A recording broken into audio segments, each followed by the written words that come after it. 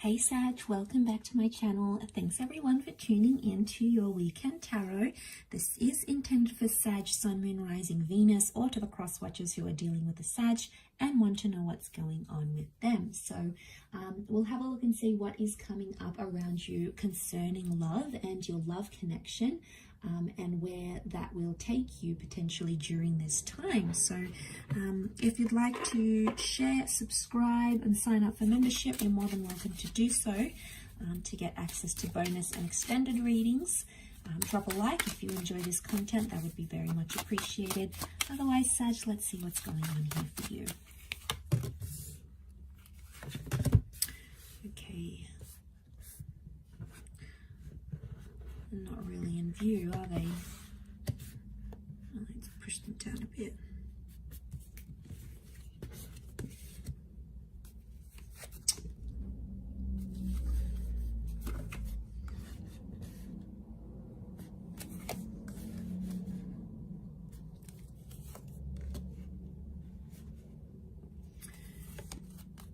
Okay, straight away, I get that you are potentially worried about what other people are thinking about you or your connection.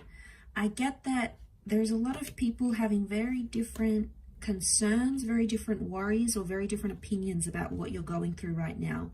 And at the same time, you're trying to please them all, Sag. You're trying to please the best friend, you're trying to please your lover, you're trying to please your parents, you're trying to please the online social media community. I get this notion of you needing to sort of satisfy everyone here. And it's going to be very tricky to do that because there's a lot of different energies and thoughts coming in from different people.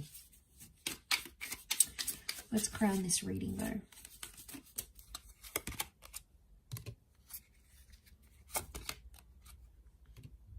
All right, you're living with a lot of anxiety here.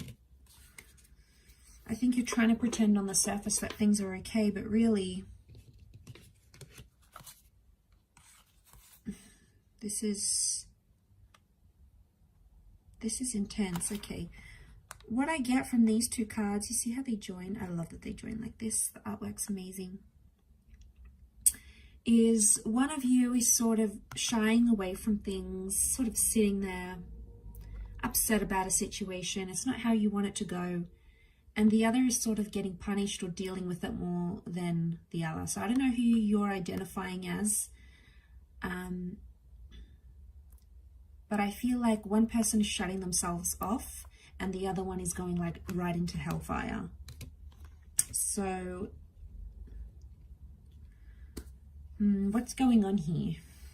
What do we have? We've got a Two of Cups connection. So the two of you are obviously attracted and drawn to each other. You know who this person is, but it's like you have to jump through hoops to get to them. For some reason, it seems more challenging than you want it to be, or it is more challenging than you thought it would be getting to this person. You've got a lot more hurdles coming your way. You're trying to please the situation from all different angles, but there's a lot happening here. It's almost like it's taking a lot of you just to be with this person. You know, like maybe they have a lot of things that you're worried about. Maybe they follow too many people on social media. They're getting a lot of different attention. Maybe their line of work puts them in with a lot of different people. Maybe they're still best friends with their ex. It's something, it's always something I feel with this person, and it prevents you guys from moving forward. There is a connection here. So it's coming up as a Two of Cups, often the twin flame, a soulmate vibe, right? And the King of Cups, it says to me, there's potential for the two of you to fall in love or already be in love. But I feel like you're distracted for the most part of building that connection and falling in love and falling as naturally and as neutrally as you would, because there's just so many other things that keep popping right up. So I get that. I can relate, because I get if you're, especially if there's jealousy. And we all have that jealous streak. I most certainly do. So I get, if you're feeling jealous and you're feeling territorial, Sagittarius, trust me, I can relate. And I say that because you've got all this fire energy. Leo has come up twice, Aries. These are possessive energies.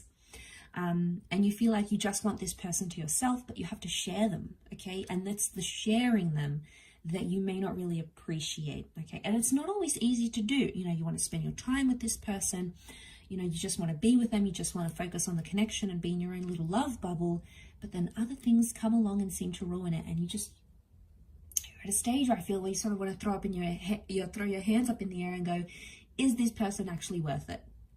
All these things I have to do. I have to jump through hoops. I have to focus on my anxiety. I have to bite my tongue. You know, it's like you can't be your natural self. So instead, you just sort of, the crowned card here, you're just sort of shutting yourself off, going, you know, you're having a little sulk. I feel like you're having this sulk behind closed doors. I don't think you're possibly showing them this. And people have different things to say. Like I said, there's the best friend that's giving you one advice. There's the parent that's giving you something else. But only you know you, Sag. You know you best, right? So I guess the thing is for you now is, are you going to sit and sulk about it, you know, and put on a pout? Are you going to say something? Maybe, you know, even in a friendly way with the Three of Chalices, but there's something else here that seems to be creating challenges in your connection. And trust me, it's not a nice feeling, because at the end of the day, Nine of Swords, you know, you're in that thought. Nine of Swords has come up twice.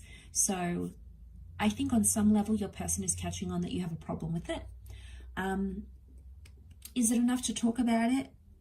Could be. But right now, I feel like there's so much fire energy around you that there could be some immature reactions, okay, because you've got that Sun card, which is hiding here. So, no, that's what I'm seeing here. There could be,